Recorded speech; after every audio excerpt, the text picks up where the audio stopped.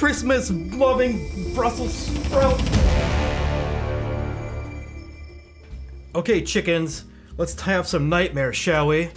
We're gonna talk about books. You know, those things you pick up, you read them, you get a story, you have a good time? Yeah, those things. I do enjoy reading books. I just don't do it very often because I kind of suck at it. Not like I don't know how to read, just that when I do start reading, I tend to have like 48 other things that I kind of take my attention away from it, so it always ends up just getting low prioritized, so I don't read as many books as I should. So when like your BFF just happens to send you a book out of the blue for no reason and says, let's read this together, you gotta read the book. So brace yourselves to be snowed in with the billionaire. Like, what is this? If you're gonna sell me the idea of being snowed in with a billionaire, the cover I imagine would be more like, this guy, assuming he's the billionaire, is way too cute to be a billionaire. I would expect this to just have some ghoulish, like, Sheldon Adelson on the cover just being like, hey, let's get snowed in together. It also says romance. I'll confess. I am not a billionaire. Nor do I know anyone who is a billionaire. But I suspect that a billionaire's idea of romance is probably really corrupt. Like, you go over to the billionaire's mansion for a romantic evening and it ends up where, like, the billionaire puts a diaper on and locks himself in a room and is like, now you be the billionaire! And then you have to, like, just play his role of not giving the billionaire, who's now just a lowly worker, any work breaks until he just, like, poops himself. And let's forget this train of thought until just for the children. This book, published in 2013, which I believe comes before billionaires were kind of demonized in society, so it's probably not a horror show that I'm imagining, but maybe something a little more friendly when people thought aspiring to be a billionaire was like a cool, wild celebrity status. But there's really only one way to find out. So here's the deal. What we're gonna do today is I'm gonna read a chapter, then come back to you with my thoughts on that chapter, and we're gonna cruise through this book and find out what it's like to be snowed in with a billionaire. Obviously, if this is on your Goodreads list and you're just chomping at the teeth to read it and haven't yet, stop the video now, because there will be spoilers, I guarantee this. The story begins with this woman named Georgia who is driving home for Christmas while listening to Chris Ria's Driving Home for Christmas. Except the blizzard that's supposed to hit later that night came early, and there's a car crash on the road and she's stuck. Oh no, what's she gonna do? She goes, there's a side road. I know this side road. It's a shortcut. I'm gonna take it. And while driving down this side road, she passes this big old house called Easton Court. Cue flashback. So we learn now that back when she was 16, her and this local boy, Sebastian Corder, used to occasionally sneak into this estate when it was sitting abandoned back in the day. Oh, she kissed him, and then they kissed more and apparently, like, came really close to for years, but he always pulled back and never committed. Until one day, a week after her 18th birthday, he took her to the mansion, and in front of a fireplace, after giving the gift of a salmon and caviar sandwich. But then, after 2 more years of romance, Sebastian changed. Quote, but 2 years down the line, driven by ambition and something else she couldn't understand, he'd changed into someone she didn't know, and everything had fallen apart. That's right, my friends. I believe this is foreshadowing that Sebastian was stricken with early onset billionaireitis. Georgia snaps out of this flashback just in time to, like, whoop, put her car in the ditch right in front of the estate. The estate now owned by a Mr. Sebastian the Billionaire Corden. With no cell phone reception and nowhere else to go, She trundles over and hits that intercom button. We switch to the billionaire's point of view as he comes out of the house to help her get her car out of the ditch. As they walk closer to the car, she mentions Josh in the back seat. Now the billionaire gets like a trident of jealousy stabbed into his heart, and I quote, "Josh? She had a Josh who could dig her out?" Except the billionaire is relieved that Josh is not some pool boy, but in fact Georgia's 2-year-old son who she left in the blizzardy car to go get help with.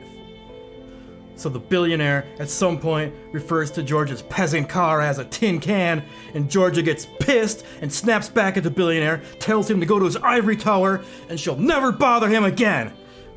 The billionaire did not like this one bit.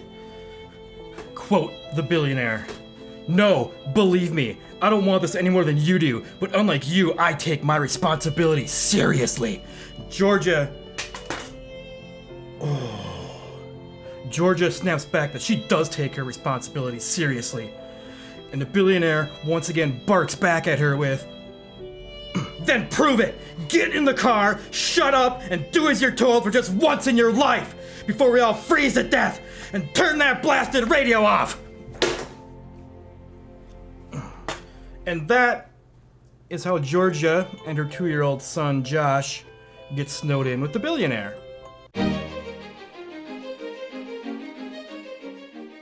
So the billionaire gang moves into the mansion.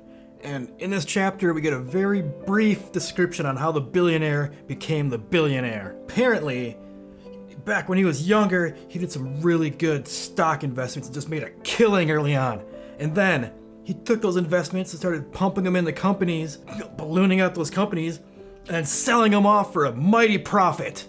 And the billionaire's business dealings also left him with a reputation of being firm but fair. Which, to me, sounds like he's making fake LinkedIn profiles to write reviews for himself. That's the kind of shit you'd put into it when you're trying to puff up your own self-worth. We also learn that the billionaire rescued the mansion because he couldn't stop thinking about either the mansion or her. But then when Georgia asks the billionaire if he has a dog, the billionaire tells her that he doesn't because he gave up having dreams 9 years ago. 9 years ago when she left him? What a trash man. Like, you just told her you don't have a dog to make her feel regrets. Like, oh my god, I don't like this billionaire. He seems manipulative. But anyways, during these discussions about not having dreams and trying to make Georgia feel like a piece of trash, the billionaire, kind of gets a boner. And he has to walk off and do some chores elsewhere to, not be in the same room with a 2-year-old while this, problem does its natural thing. But that plan kind of gets thwarted and he gets sprung again when he returns to the kitchen, only to find Georgia's lush feminine curves that motherhood had given her, utterly unlike the scrawny beanpoles he normally came into contact with, ass up in the air as she's crawling under the table playing hide and seek with her boy. So he wanders off again to deal with the situation with his little billionaire, but not before kind of creepily reminding her that they too used to play hide and seek in the same room and then did a little kissy face afterwards. Ugh. So then Josh runs off to go play hide and seek in the mansion, and Georgia finds him in front of the fireplace where she had salmon sandwiches and chill with the billionaire all those years ago. What's gonna happen next? I expect the billionaire to keep being a dick who I'm gonna hate, but next chapter. So just so we're clear, I've never actually read a Harlequin romance novel before, so I have no frame of reference of whether or not this book is good or not for the genre. But what I do know so far is that I don't like this Sebastian the billionaire quarter guy at all. So I'm not going to try to rate the book on its own quality because I don't have enough experience to know if it's good or not, but what I can rate it on is if it could turn around, if this book could turn around and make me like not hate the billionaire, I'm gonna call that a win. Chapter 3! So the story continues with, once again, the billionaire walking in on Georgia while she's like stuck under some furniture trying to find her kid with her ass up in the air. And he's like, oh, there's that ass again. I swear, if this ass in the air thing happens one more time and it doesn't end with some smutty, oh, step billionaire, what are you doing moment, I think I'm gonna feel a little bit let on. Time will tell. She goes on to ask the billionaire for some fish fingers for her boy. The billionaire doesn't have any fish fingers, so instead he offers her some more smoked salmon, wink wink, you know, the most sensual of fish meats according to this book. And as it is oft to happen, once you ask for fish fingers, you get led down this path of talking about your love life and your finances with your dead husband and blah blah blah blah. But then the billionaire starts to rage internally because why is it fair that he had to be alone all these years with this money and power? Well, she's off being happy and having children with some guy who has the audacity to not even be able to afford life insurance before he up and dies on her. Piece of shit. She leaves, obviously, and walks off to talk to her son, and for some reason in the room, there's a baby monitor just turned on, and the billionaire's overhearing this conversation, and he's like, oh, and walks into the bedroom, and they just fight again some more about what he just overheard, and it's like, okay, they're fighting. It's all they do in this chapter is fight about their relationship. So, she calms down by taking a bath, and then walks back down into the lower room, and runs into the billionaire, and they start to bicker again for like 4 pages. And oh my god. The billionaire goes all nice guy on her ass being like, you were mine, and I would have done anything for you that your poor dead husband couldn't have financially provided. Ugh. And then they kiss.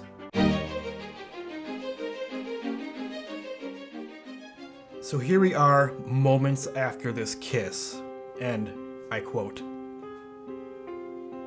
she looked up, and his eyes were as black as night, his chest rising and falling unsteadily. Eyes black as night. Black as night. Is the billionaire some kind of demon? Is this gonna be a horror story after all? Yeah. So they go off their separate ways to sleep, or at least try to sleep, as the adrenaline from this kiss was just a lot for both of them. So they both end up waking up a little bit early and end up in the kitchen a little before 6 a.m., where the billionaire admires her soft, creamy flesh below her collarbone. So after the billionaire admires her collarbone for a bit, he heads off to leave Georgia alone in the kitchen to prepare some food for the boy. And this is when she discovers something shocking. The billionaire doesn't seem to have a microwave. This is shocking to me, because as someone who has been microwave free since 2014, finally there is something relatable in the billionaire to me. Or so I hope, as Georgia makes a mental note to ask him about this later. So depending on why he doesn't have a microwave is how my respect for him is gonna stack up. But this is a cliffhanger that we are gonna be saving for later. So Georgia goes on a toasting rampage apparently, while the billionaire heads outside to assess the snow situation. And that situation is not good. Snow everywhere! Head height at points. Just tons of snow! He reasons it's gonna be at least another 24 hours before they can get her ass out of here. And he ponders, maybe I can hire a helicopter to fly her out. You heard that correct. You heard that very correct. Hire a helicopter to fly her out. What kind of trash billionaire just doesn't have his own helicopter for an emergency like this? Like, is billionaire British slang for like your run-of-the-mill normal 1 millionaire? And you can't afford to own a helicopter? So they get back together, and both of them start to lament that neither of them are going to be with the family that they wanted to be with for Christmas. So they hatched a compromise. So the billionaire goes outside into the head-height snow and just pulls a Christmas tree out from under the snow, and they drag it into the Tudor portion of the home, and they set it up to have their own little Christmas celebration. Aw, that's kind of nice, right?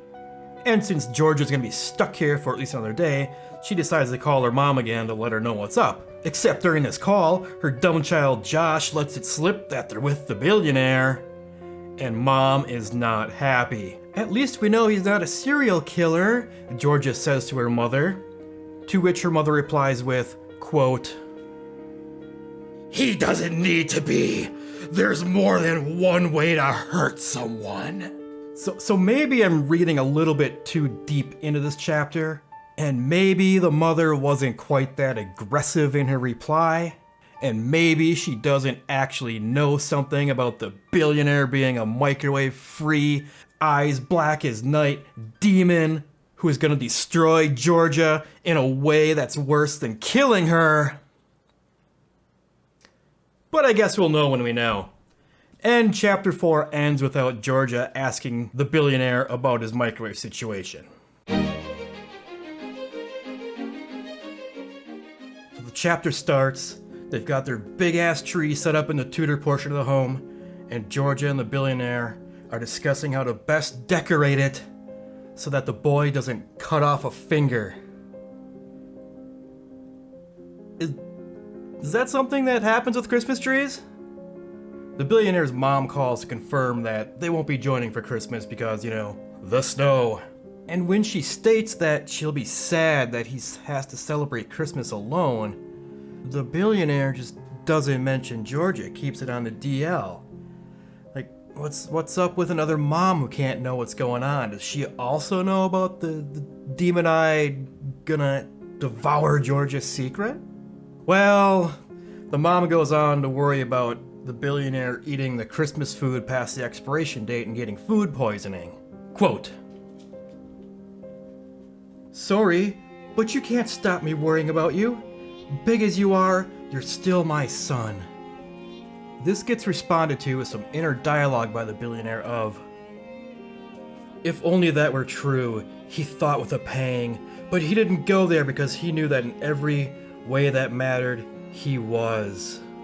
So wait a minute, Mr. Sebastian Quarter. Who are you? There can't be some, oops, Mom went out and had salmon sandwiches with some other guy secret floating around, because last I checked, women don't just accidentally give birth to children that aren't their own.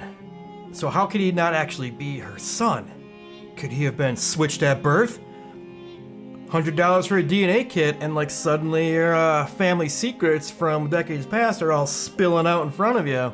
Or perhaps we're hearing the eyes black as night demon's inner dialogue as he speaks from within the husk of the billionaire which he's overtaken. That's feasible. So for now, let's just take his real mother and put her into the secrets jar along with the microwave. So he's finishing up the call with his mother, and the dumb boy walks into his office and bangs his head on the billionaire's desk. Except, he hadn't actually hung up yet with his mother, so his mother hears the boy crying and asks, "Is there a child there?" His mother takes it way better than George's mother does, but warns the billionaire, "Don't you hurt her, you hear?" I don't know why I did that in a southern accent. This story is set outside of London. But we go on to learn that, as it turns out, when Georgia left him, he was also fighting with his family over this secret. A secret referred to as the adoption.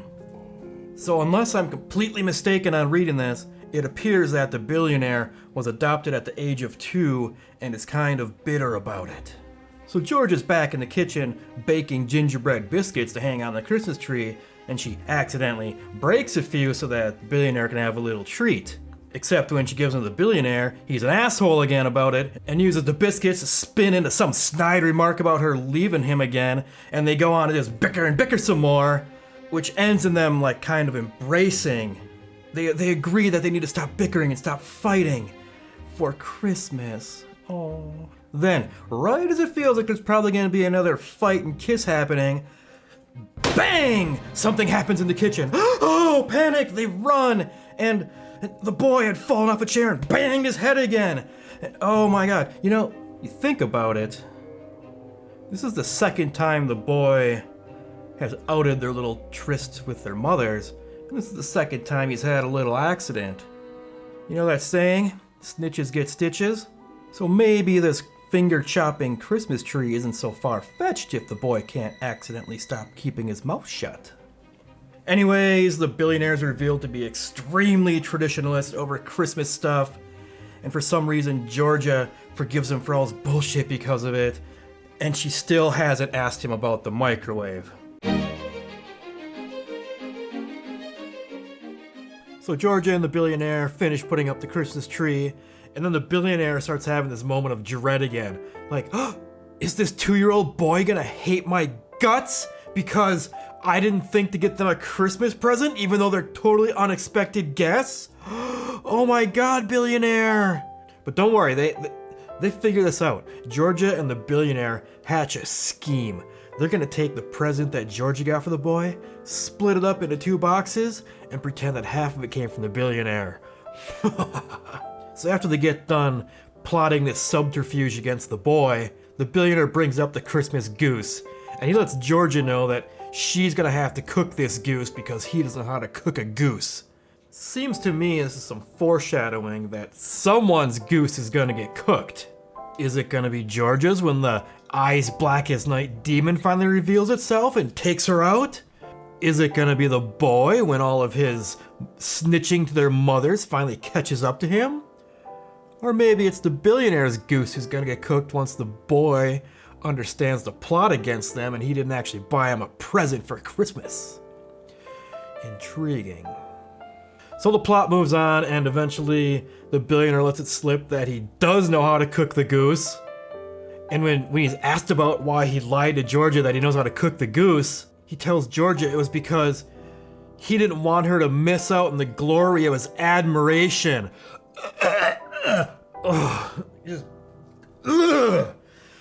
Just cook your fucking goose, man! Be a cook! So Christmas morning comes, and Josh goes on to open his presents, the split lies of 2 gifts, and appears to have bought into the ruse that the billionaire and Georgia have set upon him, as he seems joyful to have received this train set. Happy with this outcome, both of the adults kind of take off and each one takes a shower. But when they come out of their showers, Josh wasn't where they left him. So, panic, and they run out of the hallway and boom, run right into each other, wearing nothing but water droplets and towels, and oh, we're bumping and grinding. And apparently during all this, Georgia's towel slipped open, and he got to see all of her Christmas goodies, let's just say. Which results in him having to go deal with another boner. There's a lot of boners in this book, but so far not much boning. That's pretty much how this chapter wraps up, and Georgia has still not asked about the goddamn microwave.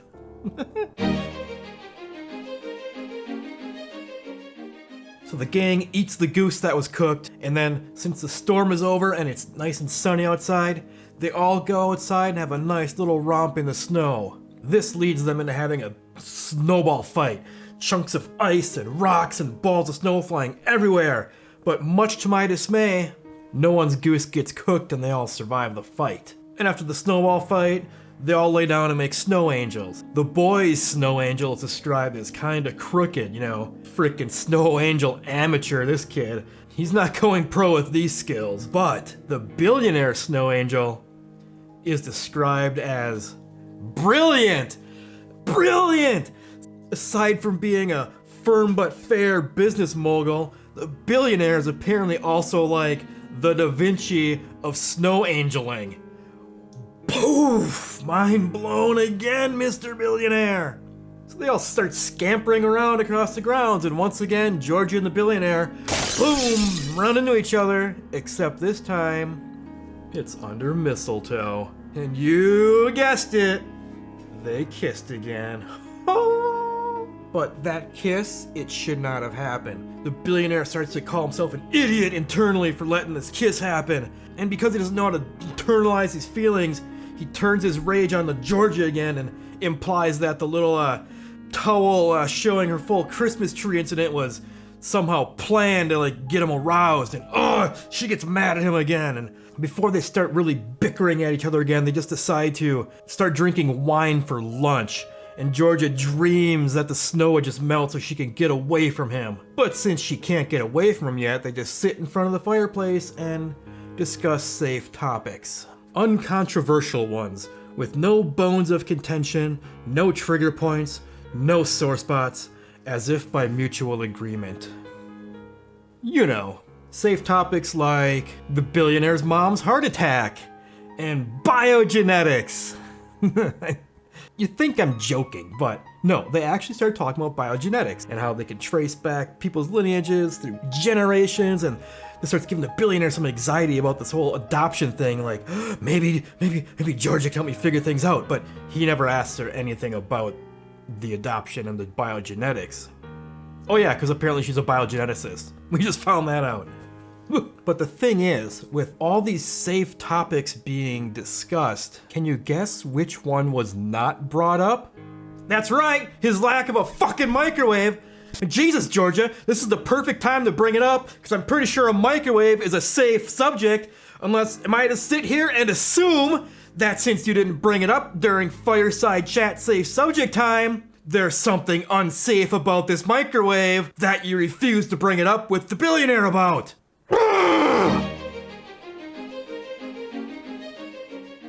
So they wake up and the billionaire's in the kitchen just making bacon sandwiches. A sandwich that the boy refers to as a bastion sandwich. Freak ass cannibal. But also these bacon sandwiches just kind of torment Georgia because he used to make bacon sandwiches for her when they were together, and the smells just whip up a torrent of emotions. After Sebastian gets done playing fatherhood via sandwich, they all head outside to make snowmans while he can start plowing the driveway by hand. The billionaire eventually gets into too much pain from all the shoveling and goes back inside, where Georgia offers to massage his pain, but no, he pushes her aside and leaves so that he does not feel any temptation due to her touch. So this leads the adults into cracking a plan to tucker out the boy so he can fall asleep easier, which leads them to, how about we take the boy into the attic? A spooky old attic sure does sound like the perfect place for someone to get their goose cooked. Finally, the horror show shall begin. I'm so excited. But no one dies in the attic. We learn the birds used to break in there and fuck up all the shit that was stored up there, but they're gone now. And then they decide, hey, let's play hide and seek while we're in this attic. And the billionaire finds some little confined billionaire hiding hole, and he just starts to panic and just has a panic attack and just runs out right past Georgia and down the stairs. And like a typical man too insecure to admit that something's wrong, he just denies that anything happened when Georgia asks it about him and just tells her, oh, I just don't like being shut in. I smell a bit of foreshadowing here. We'll see how that plays out. So during the rest of this chapter, between the panic and the bacon sandwiches, Georgia pretty much spends the whole thing just cooking various ways of turning leftover goose into new meals. But all that time in the kitchen, and guess what she hasn't asked about yet? That's right, the microwave. This is kind of going on too long without an answer on the microwave. So still not knowing what the microwave is all about, she heads off to bed for the night. Lost a light. And in the middle of the night, she's woken up by muffled shouts coming from Sebastian's room. This is it! The demon is finally here! Except it isn't. He's just having more panic attacks while he's asleep in his bed. Georgia runs in, and in his panic, fever dream fury, he loses his last shred of self-control. This is it! The demon is finally here! Except it isn't. He just apparently just grabs Georgia, tosses her into bed, and then they, boink? I think. It's not explicitly called out, but they sure as hell did make out. So the billionaire is like so overwhelmed by what happened the night before. He doesn't even know if it's real. He questions if it's a dream, if it even happened. And because of all this anxiety, he oversleeps until the ungodly hour of 6:48 a.m. As the sun finally comes up, the billionaire and Georgia discover that a plow has finally cleared the lane.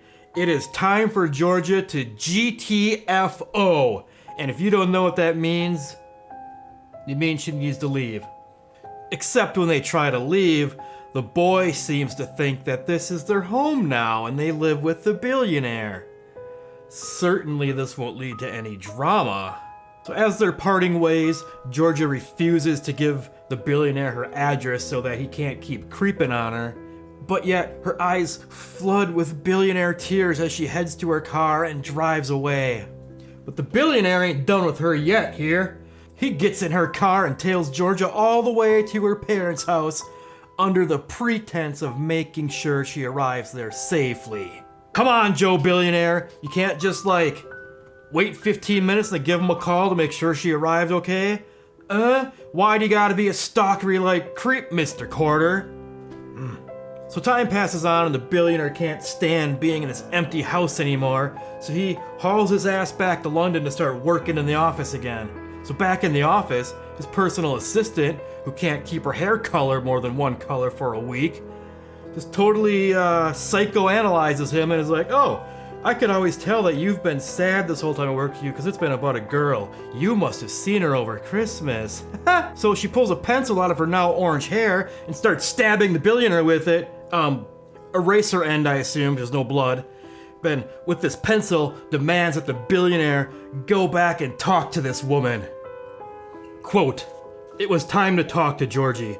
Time to tell her the truth in all its ugly glory." Ugly glory. Ugly glory. Shit is about to go down! Yeah! He goes back to his billionaire home and gathers files and test results, and then he drives to Georgia's parents and shakes them down until they finally give him her address. Man up, Carter, he says to himself as he gets in the car and drives off to end this drama.